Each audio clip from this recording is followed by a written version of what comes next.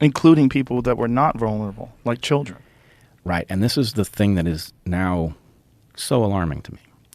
You can imagine a public health authority that was arrogant and that thought it understood things way better than it did, and it thought it had a plan, and maybe it dreamt that, by deploying these novel vaccines that would surely be the basis for many future successful vaccine campaigns against other pathogens, that they would be heralded as heroes, right? You could imagine hubris causing people to deploy this and then discover that it didn't work and it hurt people.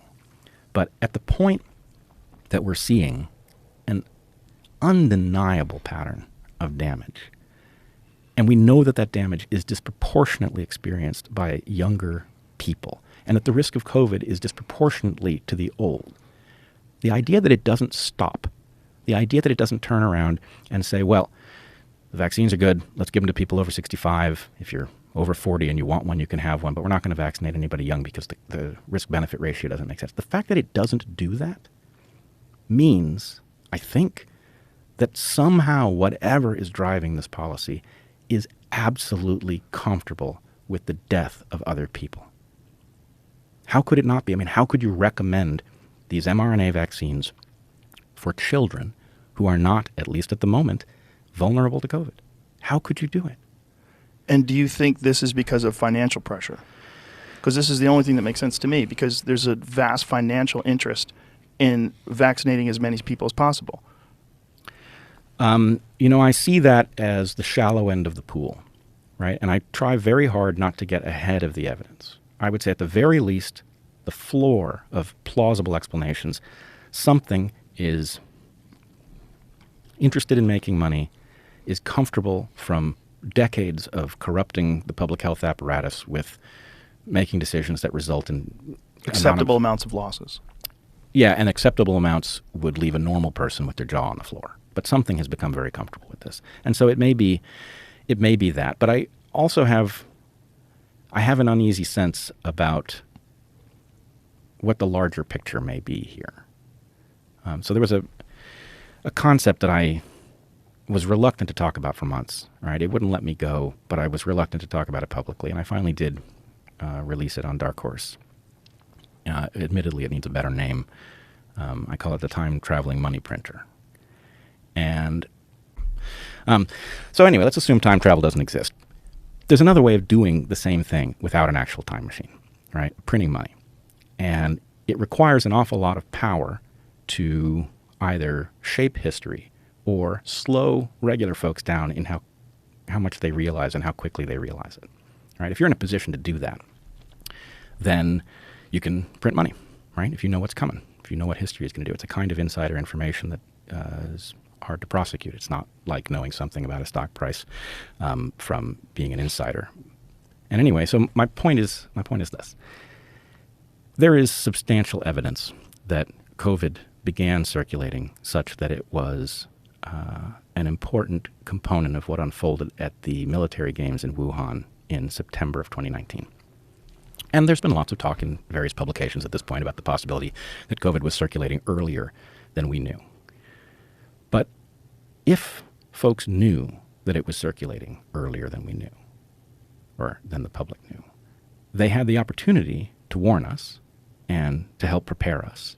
But there's another opportunity, which is to actually take some time to position themselves financially so that when the pandemic finally did emerge, it would print money for them, right? If you know that a pandemic is coming and that it is going to spread around the globe and it is going to cause all kinds of alterations, you can, short stocks for cruise ships or, airplanes, hotels, right? You can invest in pharmaceutical companies that have useful technologies, whatever. If you had that advanced information, you could position yourself and it would result in a cryptic, massive transfer of wealth.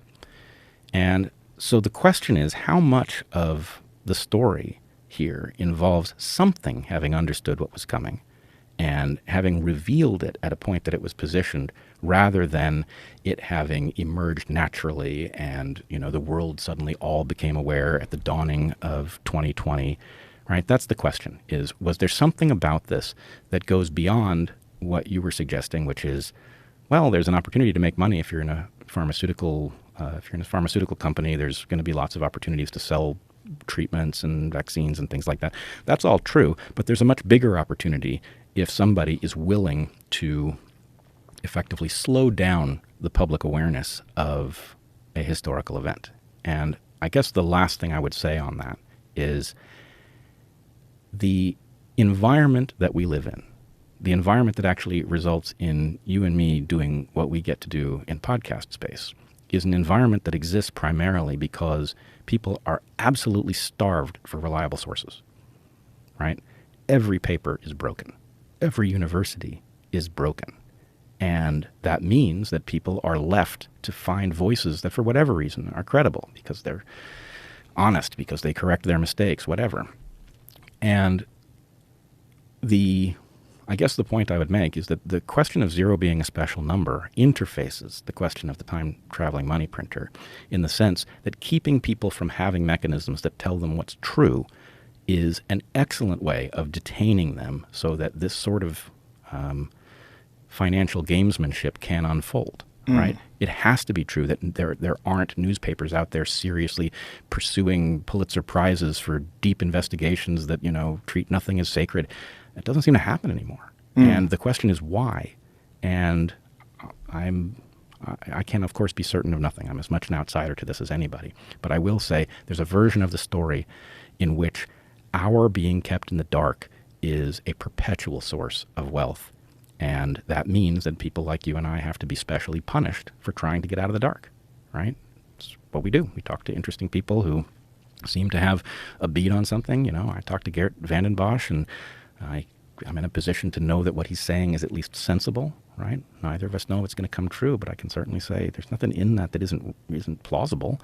And that's very dangerous, right? What they want to do is they want to dismiss Geert Vanden Bosch. They want to say he's got a financial conflict of interest. That's why he's saying these things. Well, I don't see it. What I see is a small number of people who have two characteristics. The two characteristics are they've got a toolkit that allows them to see with some clarity. And the other characteristic is that they have the courage to speak about it when they're being threatened, right? And those people are actually making their way in the world, and people are gravitating to us. And then I'm sure some people are faking it. But